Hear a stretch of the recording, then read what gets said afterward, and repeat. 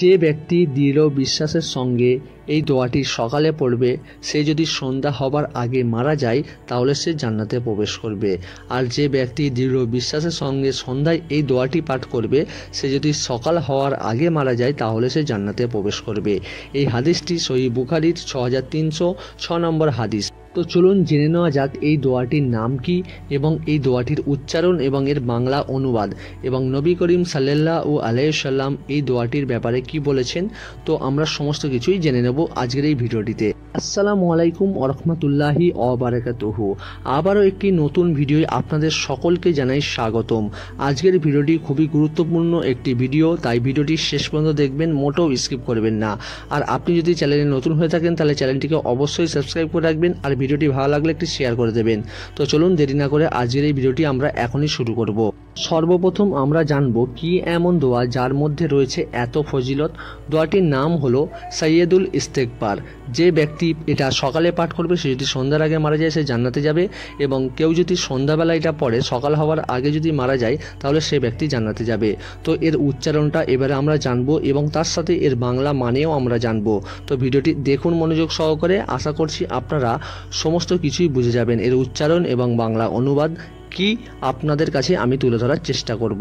আল্লাহুম্মা আন্তা রব্বি, এর মানে হলো হে আল্লাহ, লা ইলাহা ইল্লা আন্তা, একমাত্র আপনি আমাদের প্রতিপালক, খালাকতানি ওয়া আনা আবদুকা, আপনি ব্যতীত আর কোনো উপাস্য নেই, ওয়া আনা আলা আহদিকা, আপনি আমার স্রষ্টা এবং আমি আপনার দাস, ওয়াদিকা মাস্তাতাতু, আমি আপনার সঙ্গে কৃত ওয়াদা ও অঙ্গীকারের ওপর সাধ্য অনুযায়ী অটল ও অবিচল আছি, আউযুবিকা মিন শাররি মা সানাতু, আমি আমার কৃতকর্মের সব অনিষ্ট হতে আপনার কাছে আশ্রয় প্রার্থনা করছি, আবু লাকা বিনিমাতিকা আলাইয়া, আমার উত্তর আপনার দানকৃত সব নিয়ামত স্বীকার করছি, ওয়া আবু লাকা বিজাম্বি, আমি আমার সব গুনাহ স্বীকার করছি, ফাগফিরলি ফা ইন্নাহু লা ইয়াগফিরুজ যুনুবা